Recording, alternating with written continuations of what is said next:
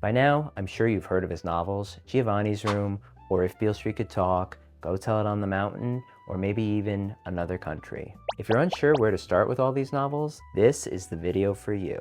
The first thing I read by James Baldwin was actually a short story, Sonny's Blues, before I knew what a prolific author he was and before he became my favorite author. He has an unparalleled ability to pull you in and feel as if you are one with his characters. He deals with complex, powerful themes, and I wouldn't be who I am today if not for that short story about a man and his brother from Harlem.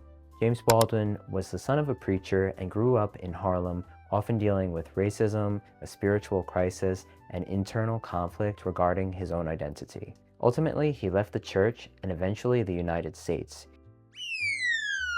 fearing for what violence he might commit or become the victim of. Most of his work was done away from the US. It gave him the ability and insight to understand himself and the world around him, and really gave him the ability to unpack and critique the systems in place.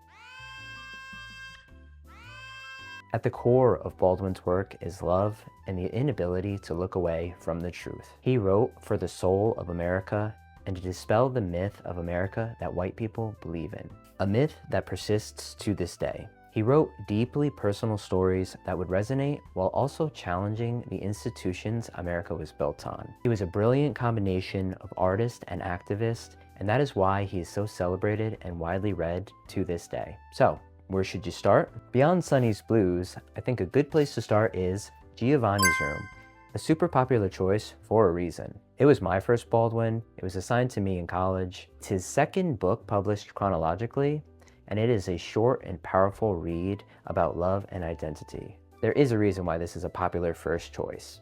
Before he published Giovanni's Room, he wrote his first novel ever published, Go Tell It on the Mountain. It's the most autobiographical of all his novels. You will learn a lot about Baldwin's family background, as well as relationships with religion, and that struggle with his identity. Defined choice, an excellent one even, but one I don't think I would necessarily pick for you to read as your first Baldwin. It's my favorite, and I think you should save it just for that reason. An alternative to Giovanni's Room that I would choose is If Beale Street Could Talk. It is a story about love and false imprisonment, and the second Baldwin book that I've ever read. It is just as impactful as Giovanni's Room, but doesn't get near as much love from what I've seen. I don't believe you can go wrong choosing any of these for your first Baldwin book. I think no matter which you choose, you'll have an excellent reading experience ahead of you. James Baldwin's work is still so relevant today. His ability to flesh out characters and his use of dialogue is masterful and has not aged one bit. The topics he covers and the issues of identity and race he explores are still incredibly relevant and still need to be defended today.